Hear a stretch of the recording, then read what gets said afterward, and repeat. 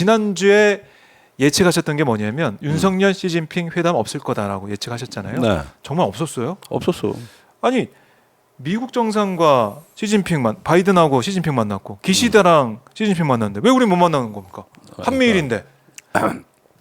미국은 원래 이제 중국하고 이런 부분의 대화를 제니 델런 상무장관, 블링컨 국무장관, 또 저기 재무장관 네. 계속 중국을 방문하면서 그렇죠. 쌓아 올라왔고 예. 일본은 최근에 그 후쿠시마 오염수라는 악재가 터지자 자민당의 부총재 그 고위급 인사가 저기 베이징의 기시다 총리 친서를 가져가서 시진핑에게 전달하기로 돼 있었고, 예. 그러다가 이제 저 중국의 수산물 구입 금지 네. 조치가 있으면서 그것이 무산되긴 했으나 다른 경로 우회 경로를 찾아서 또 접근을 했고 이렇게 해가지고 쌓아 올린 건데 그래요? 한국은 아무 노력을 한 게 없거든요. 아니 뭐 그 뒤로 뭐 노력을 하지 않았을까요? 없었어요. 내가 우리 알기로 밑에서? 없었어. 완전 단절 상태예요. 그래요? 그러니까 아까 내가 얘기했지. 네.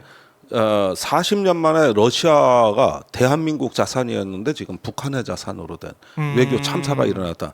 두 번째 일어날 차례가 중국이요. 두 번째가 중국입니다. 중국.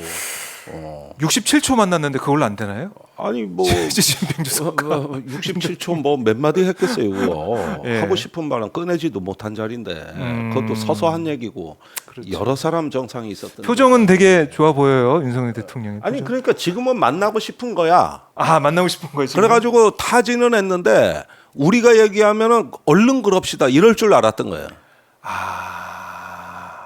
그리고 윤석열 대통령이 이렇게 생각하는 거예요. 그 중국은 우리가 한미 동맹만 강하면 반드시 우리한테 손 내밀게 돼 있다. 고립되지 않기 위해서. 예. 그래서 우리 뒤에 미국이 있다는 걸 알려줘야 중국은 만난다. 오히려. 이렇게 되니까 저기 중국 입장에서는 그거예요. 야, 한국 만나면 미국 대변인 역할만 할 건데 왜 만나냐? 그럼 미국만 큰형님 만나지 이런 건가요? 그럼 미국하고 직접 소통하는데 왜 쟤한테 내가 시간 뺏겨? 이렇게 되는 것이죠. 너는 꼬붕이잖아, 꼬붕. 그다음에 중국에 막말하고. 네. 아니 그러면 우리 외교 뭐 지렛대나 외교 능력이나 이런 게 지금 전혀 발휘가 안 되고 있다 이렇게 볼 수 이제 있는 대륙이 겁니까? 다 막힌 거예요. 그러니까 이걸 보세요. 하나의 어떤 국가가 있어. 예. 이 국가의 본성은 자신의 영향력과 생활권을 확대하려는 본성을 갖고 있어. 그걸 폭력적으로 하면 침략이 되는 거고, 네. 평화적으로 하면은 좋은 일이 되는 거예요. 그런데 우리가 냉전 이래 네. 저기 대한민국의 그 생활권이 엄청나게 세계로 확대돼 왔다고. 그럼요. 그 중에서도 단연 대륙으로 확장된 거야말로 지난 30년간 국가의 어떤 생존과 번영을 촉진하는데 너무나 큰 우리의 국가적인 열망을 네. 충족시켜 온 과정인데, 그렇게 해서 넓어진 이렇게 확장된 국가의 생활권이 윤석열 대통령 들어와서 좁아지기 시작했다. 이 순서를 이제 거꾸로 돌아가기 시작했다. 네. 이게 얼마나 지금 큰 분수령이냐 이거예요. 제가 국회의원 될 무렵에 중국 상해를 방문했을 때 교민이 2만 5천에서 3만 명 됐습니다. 네. 이제 1만 명 유지가 힘듭니다. 그래요? 네. 계속 뭐 빠져나오고 이렇게 되고 있고, 러시아는 이제 출입조차 힘들어져 가고 있어요. 네. 그러니까 보십시오. 옛날에 우리 80년대 냉전 때 중국 러시아는 철의 장막 너머에 있는 동토의 왕국이라고 했는데, 아니 그러다가 이게 확 열릴 때 우리의 얼마나 넓어지고 우리 국민들의 생활권이 얼마나 확장이 됐느냐. 그래서 지금 700만 국민이 나가 있습니다. 네. 그런데 미국의 280만, 중국의 220만이었어요. 그런데 중국에서 빠르게 줄어들고 있단 말이에요. 그러니까 이런 과정들을 우리가 살펴봤을 때 우리 스스로 작아지는 길로. 근데 또 이렇게 얘기할 것 같아요. 것이죠. 정부 쪽에서는 뭐 지금 국제 정세 자체가 중국과 러시아와의 관계가 사실은 우리가 가치 외교하는 입장에서는 그럴 수밖에 없는 거 아니냐.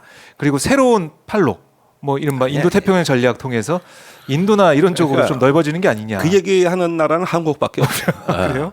아니 그렇게 이미 없나요? 인도 태평양 전략의 기본 전제가 다 무너졌어요. 작년 5월에 바이든 대통령이 왔을 때 우리가 그 한미 정상회담의 성과로 제일 많이 홍보한 게 뭡니까? IPEF 인도 태평양 경제 프레임워크 예. 여기에 가입한 거라 그래서 그런 얘기 그때부터 경제도 안보라 그랬어요. 네. 그래서 경제의 그 이 상호 의존으로 인해서 주어지는 이익을 스스로 포기하다시피 했습니다. 경제도 안보라 그러면서. 안보에 연동시켜서 생각하다 근데 보니까. 올해 IPEF 정상회의가 APEC에서 열린 거예요. 이번에 열렸어요. 그런데 예. 바이든이 이번에만큼은 이 13개 참여국들하고 무역 협정을 타결하려고 그랬거든. 그래가지고 다 그거 기대하고 간 거야. 네, 네. 저 참여국들이 막상 가보니까 네. 못 하겠대. 그래요? 그런데 이게 놀랍게도 바이든 대통령이 무역 협정 그걸 제안을 철회한 이유가 공화당의 반대가 아니라 민주당의 반대였다는 겁니다. 어떻게 된 거죠 이게? 내년 대선에 불리하다. 그러니까 그게 민주당 상원 의원이 이제 친서를 쓴 거거든 바이든한테. 네.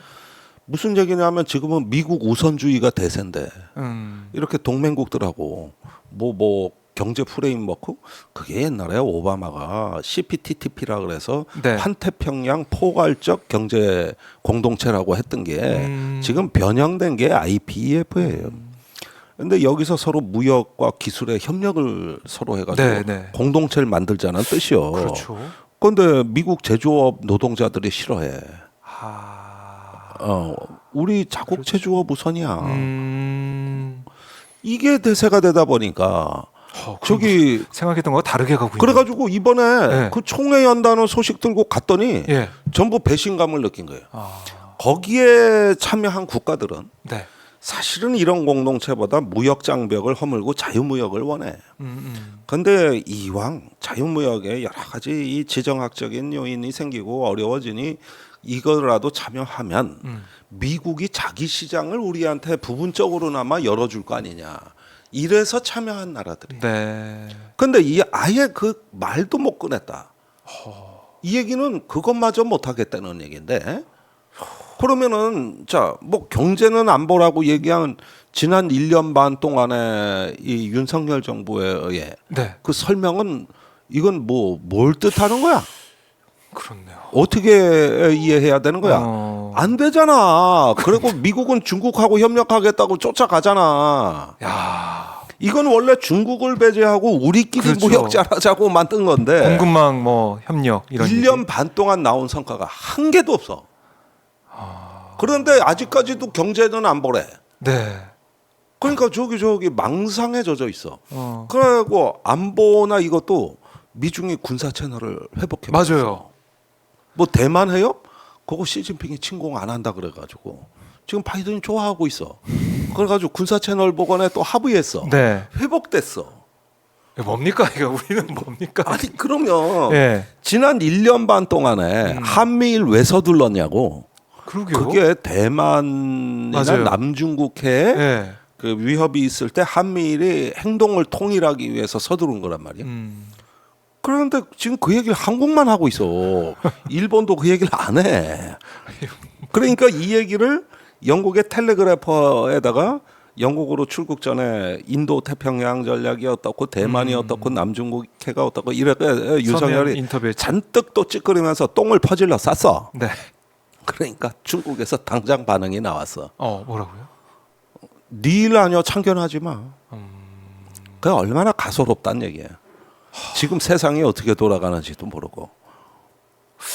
개망신이지. 러시아 잃어버렸지 중국을 잃어가고 있지. 개망신살이란 망신살은 다 끝빠진 거야. 큰일 났네요. 어떻게 합니까? 아니 뭐 큰일 나 3년만 참으면 되지. 그 이후에 다 회복해야지 뭘. 그래서 지금 제가 알기로는 예.